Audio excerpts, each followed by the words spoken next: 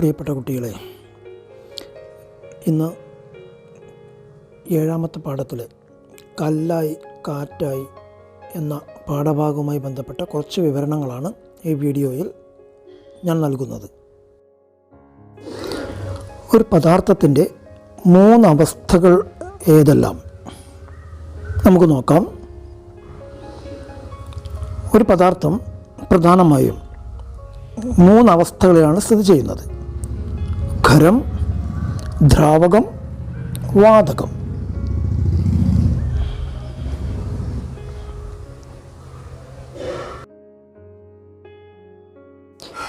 എന്താണ് ഖരവസ്തുക്കൾ എന്ന് പറഞ്ഞാൽ?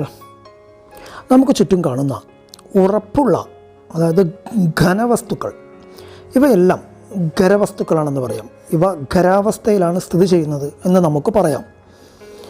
കല്ല്, കട്ട, ചോക്ക്, ബുക്ക്, ഇഷ്ടിക, പേന, പെൻസിൽ, ഓട്, ഗ്ലാസ്, ബക്കറ്റ്, ആണി എന്ന് വേണ്ട നമുക്ക് ചുറ്റും കാണുന്ന ഇത്തരത്തിലുള്ള എല്ലാ ഉറപ്പുള്ള വസ്തുക്കളും ഖരാവസ്ഥയ്ക്ക് നല്ല ഉദാഹരണങ്ങളാണ്.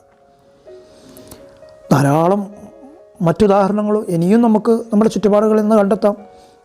നിങ്ങളുടെ ക്ലാസ് റൂമിലുള്ള ഡെസ്ക്, ബെഞ്ച്, ബോർഡ്, ചുമര്, പിന്നെ എന്തു വേണ്ട ചുറ്റുമുള്ള ഇതുപോലുള്ള ഉറപ്പുള്ള എല്ലാ വസ്തുക്കളും നമുക്ക് ഖരവസ്തുക്കളുടെ കൂട്ടത്തിൽപ്പെടുത്താം.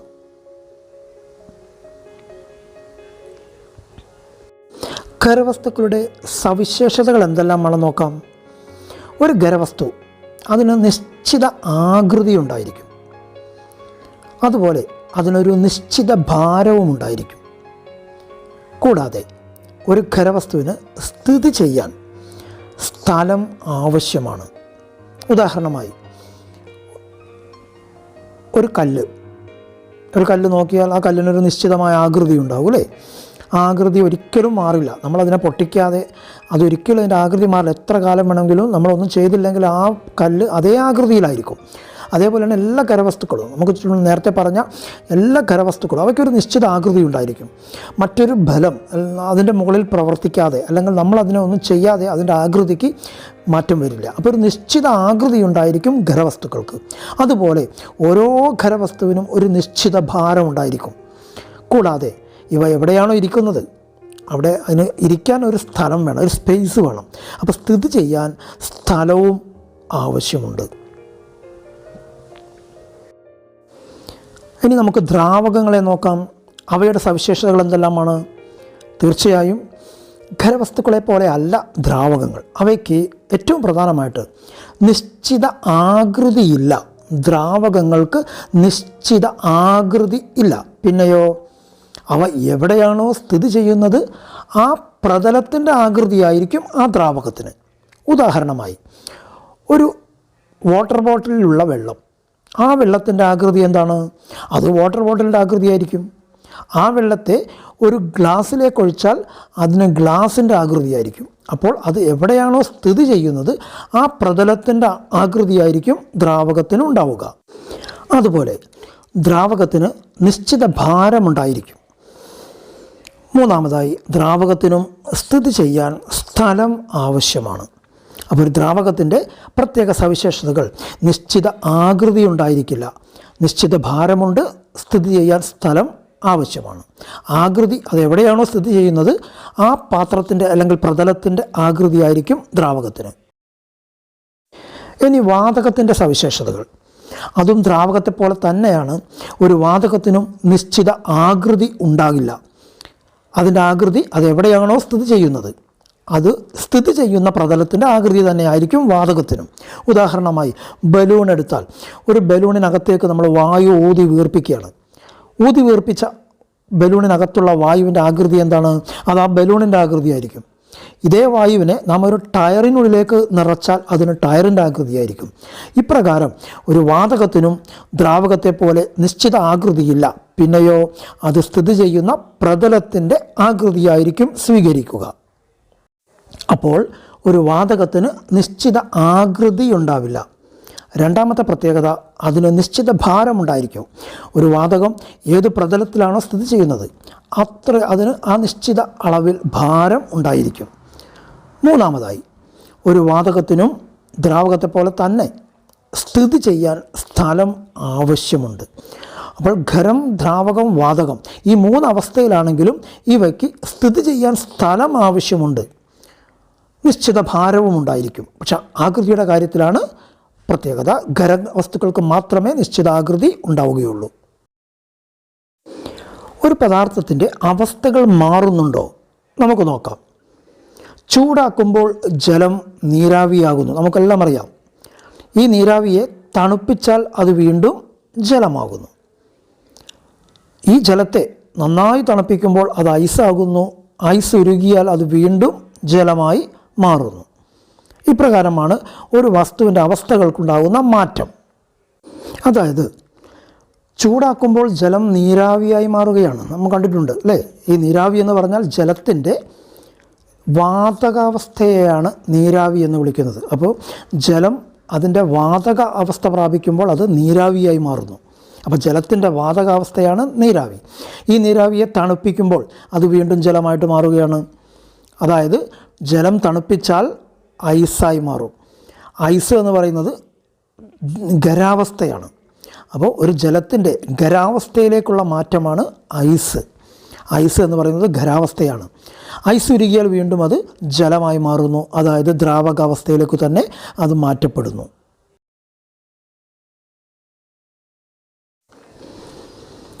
ഒരു ഗ്ലാസ്സിനകത്ത് കുറച്ച് ഐസ് ക്യൂബുകൾ ഇട്ട് കഴിഞ്ഞാൽ നമുക്കറിയാം, കുറച്ച് കഴിഞ്ഞ് നോക്കുമ്പോൾ ആ ഗ്ലാസിൻ്റെ പുറത്ത് അതിന് ചുറ്റിലും ജലത്തുള്ളികൾ പറ്റിപ്പിടിച്ചിരിക്കുന്നത് കാണാൻ കഴിയും. എന്താണ് ഇതിന് കാരണം? അതിൻ്റെ പ്രധാന കാരണം നമുക്ക് ചുറ്റുമുള്ള വായുവിൽ ഈർപ്പത്തിൻ്റെ അംശമുണ്ടായിരിക്കും. ഈർപ്പം അല്ലെങ്കിൽ ചെറിയ ജലകണികകൾ, വായുവിൽ നിറയെ ഈർപ്പമുണ്ട്. നാം ഗ്ലാസ്സിനകത്തേക്ക് കുറച്ച് ഐസ് ക്യൂബ് ഇട്ട് കഴിഞ്ഞാൽ ആ ഗ്ലാസ് തണുക്കും, നന്നായിട്ട് തണുക്കും. തണുക്കുമ്പോൾ ഗ്ലാസിൻ്റെ ചുറ്റിലുമുള്ള പുറത്തുള്ള വായുവും നന്നായി തണുക്കും. തണുക്കുമ്പോൾ ആ വായുവിലുള്ള ഈർപ്പം അല്ലെങ്കിൽ ജലകണങ്ങൾ കൂടുതൽ തണുക്കുകയും അവ തണുത്ത് ഘനീഭവിച്ച് ആ ഗ്ലാസിൻ്റെ ചുറ്റിലും പറ്റിപ്പിടിക്കുകയാണ് ചെയ്യുന്നത്. അതാണ് നാം കാണുന്ന ജലത്തുള്ളികൾ. കാരണം തണുക്കുമ്പോൾ വായു തണുക്കുന്നു. വായു തണുത്തു കഴിഞ്ഞാൽ അതൊരു ഭാഗത്തേക്ക് ഉറഞ്ഞുകൂടും അല്ലെങ്കിൽ താഴ്ന്നു വരും.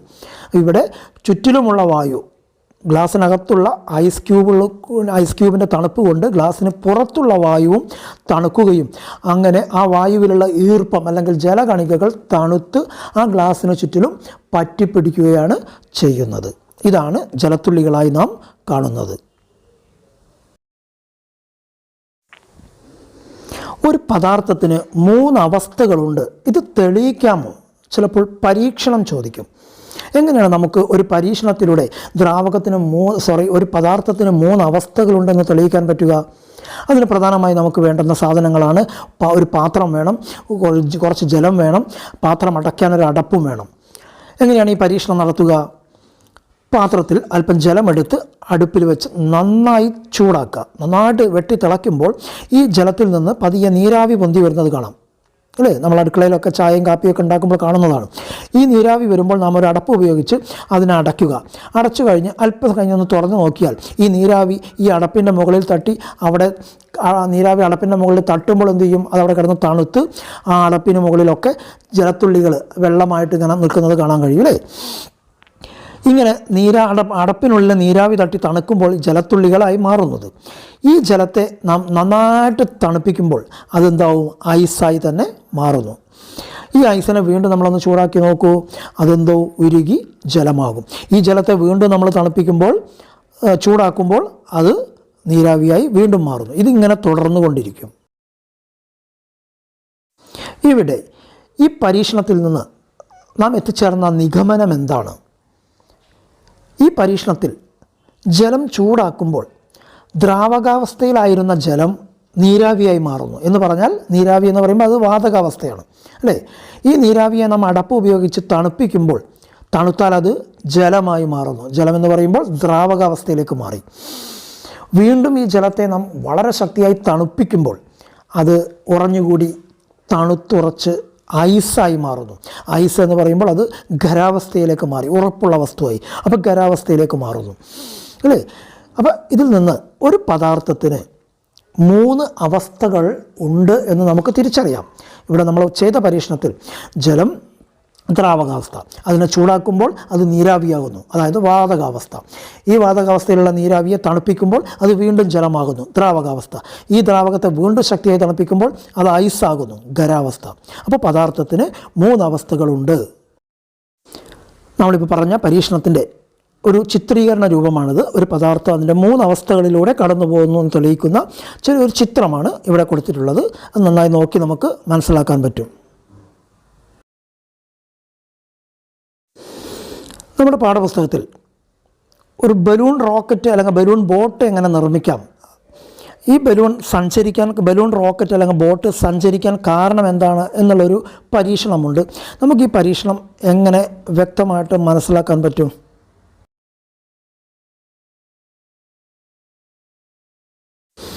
ഈ പരീക്ഷണം ചെയ്യാൻ നമുക്ക് ആവശ്യമായുള്ള സാധനങ്ങൾ: ഒരു ബലൂൺ വേണം, ഒരു വളരെ നീളമുള്ളൊരു ചരട് വേണം, ഒരു സ്ട്രോ, സെലോ ടാപ്പ്. ഇത്രയും സാധനങ്ങൾ ഉപയോഗിച്ചുകൊണ്ട് നമുക്ക് ഈ പരീക്ഷണം ചെയ്യാം. ഈ പരീക്ഷണം ചെയ്യാൻ ആദ്യമായിട്ട് നമുക്കൊരു ബലൂൺ എടുത്ത് നന്നായി വീർപ്പിച്ച് അതിൻ്റെ വായ് ഭാഗം ഒന്നുകിൽ നമുക്ക് കെട്ടിവെക്കാം, അല്ലെങ്കിൽ അതിനെ അമർത്തിപ്പിടിക്കാം. അതിനുശേഷം ഒരു ചെറിയ കഷ്ണം സ്ട്രോ എടുത്ത് ഈ സ്ട്രോ ഒരു സെലോ ടാപ്പ് ഉപയോഗിച്ച് ഈ വീർപ്പിച്ച ബലൂണിൻ്റെ മുകൾ ഭാഗത്ത് ഘടിപ്പിക്കുക, അല്ലെങ്കിൽ ഉറപ്പിച്ച് വെക്കുക.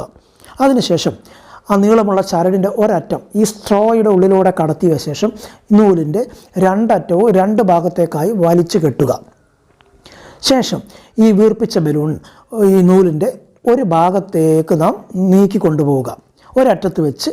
അതിനുശേഷം വീർപ്പിച്ച് കെട്ടിയ ബലൂണാണെങ്കിൽ ഒരു സൂചി ഉപയോഗിച്ച് ചെറിയൊരു ദ്വാരമിടുക. അതല്ലെങ്കിൽ പൊത്തിപ്പിടിച്ചതാണെങ്കിൽ നമ്മൾ ആ പൊത്തിപ്പിടിച്ച ഭാഗം പെട്ടെന്ന് പിടിവിടുക. എന്ത് സംഭവിക്കും? പിടിവിട്ട ഉടനെ അതിനകത്ത് നിറഞ്ഞു നിന്നിരുന്ന വായു അതിശക്തമായി പുറത്തേക്ക് തള്ളുന്നത് കാണാം. പുറത്തേക്ക് തള്ളുമ്പോൾ നാം ബലൂൺ ഏത് ഭാഗത്താണോ വെച്ചത് അതിൻ്റെ എതിർദിശയിലേക്ക് ഈ ബലൂൺ ആ നൂലിലൂടെ റോക്കറ്റ് പോലെ സഞ്ചരിക്കുന്നത് നമുക്ക് കാണാൻ കഴിയും. ഈ റോക്കറ്റ് പോലുള്ള ഈ ബലൂണിൻ്റെ സഞ്ചാരം. ഇവിടെ ഈ ബലൂണിനെ ചലിപ്പിച്ചത് ആരാണ്? ഈ